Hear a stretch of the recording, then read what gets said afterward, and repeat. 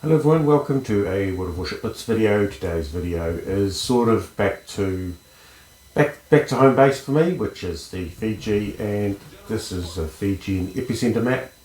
So anyway, I've been doing the stats around the different ships, so hopefully we'll be able to have some videos with the top 10, top 5 win rates, comparison between Fee and Free, which I'll call that series, which is a comparison between the tech tree ships and the premium equivalents, such as like Lucinier and De Grasse, or Minakaze and Kamikaze. I mean, they're not exactly the same ship, but they are basically very close. Anyway, in the Fiji today we are heading into the Epicenter. So with the Epicenter maps, they're new, so I'm still learning them. So for me, in a British cruiser, it's a drive straight for the centre. Really, essentially, we're trying to provide some support for our destroyers and try and clear enemy destroyers out of the map. So this Kagero obviously gets our attention, which is lovely. And we give him a blast to let him know that we're on his case. We smoke up so that we're not focused down by the enemy over on the opposite side. He smokes up, which is the wise thing to do, although I don't think he stops moving, which is interesting. So it gives us a chance to hit this Mikhail Kutuzov, which is a very soft target and very inviting for the Fiji. Now, although he smoked up, he moved out of the smoke, so he used it to avoid my to basically get a turn. So that's his smoke gone for the match, because Kageras only have one smoke. Yeah, a bit of a shame for him to use it in that way, but I'm glad to have cleared it out of the system, because yeah, there's nothing like a Kagero with a full load of torpedoes and smoke on board. So we knock him down. Now the key thing with the British light cruisers is to keep focusing on those destroyers, and the reason for that is that the lower the health, the longer the shots of the torpedoes, the easier it is to dodge. So here I am taking a bit of a risk here. In order to try and get behind this island, because it's a massive enemy ships, and I have two options there. One is to move in and one is to move back out. Now behind this island is a Benson. Now we hold the centre zone, so if I'm back off, he gets the centre zone, so all I need to do is just basically keep him pinned behind this island. We'll keep racking up the points. I think I can probably deal with the carrier overflights if necessary. Here he goes, he's given it a go. We'll put some torpedoes in the water. I should have really just shoved them past the point of the island. As you can see, he's poking his head out to have a look. No overhead planes, not undetected now. And this is perfect. We have one of our mates coming in. This Kagero has come back for another run. I'd like to take on the Benson, but the Kagero is the priority here because he's on low health. Longer range torpedoes, just altogether a bigger threat. Using smoke here to poke myself out beside the island without getting too badly hammered.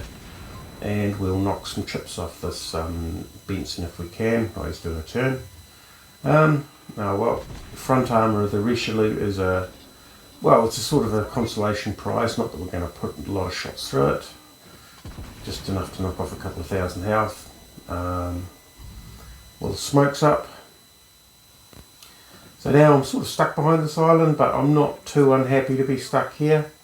I'm detected by something. This Mikhail Kutuzov.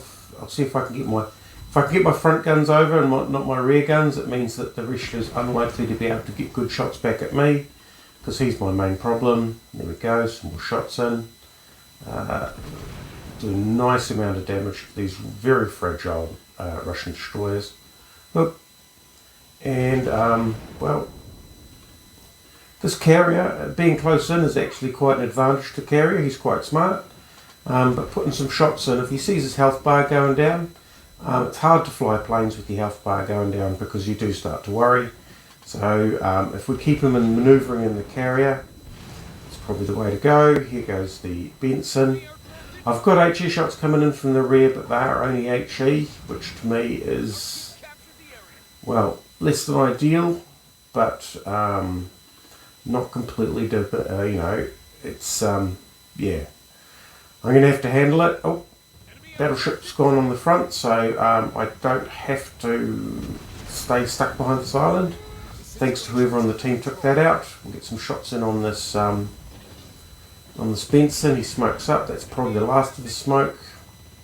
Shots in. We'll dodge back behind the island. Nope. HE shots are coming from the side now. If they turn to AP, we're going to have a bit of a problem. He's popped out of the smoke, which is nicely smashed there. Someone's given him a real good whacking. Whether or not it was our destroyer or our carrier. It's more than low enough for me to take advantage of it, take him out of the game. So we've got all three of the centres. Now that Shapaev, I do feel sorry for him because the Mikhail Kutuzov and the Shapaev, although they're good long range cruisers, they're not particularly good at grabbing caps, and this map's all about grabbing caps. And the Fiji, although it's not particularly sturdy, is agile enough and small enough, and with that smoke has the opportunity to participate a little bit more fully in the battle. I was looking at going after his carrier, but they move pretty quick, and if all I'm doing is chasing the carrier around the map, it's hardly the best use of the final moments of the match. We'll support our Amagi here against the Shapaev. He's putting himself in behind the island, perfect thing to do, but he's having problems slowing down. He's going to poke out the other side. I'm not sure I'm going to be able to protect him, and he's gone. It's a bit unfortunate. Carrier's coming after me, but that's okay. I've managed to use enough heals to get myself up to reasonable back in the green. This guy's probably in the amber or maybe the red. He's firing HE, he's trying to light some fires. At this range, his mistake is that he should just be going with AP. He has far more accurate guns, and the fact that it's too close for me to be able to dodge make a huge difference. But as it turns out, he didn't. I had the AP going because I had no choice. He had the HE going, and I took him rather than him taking me. So there you go, the Fijian Epicenter.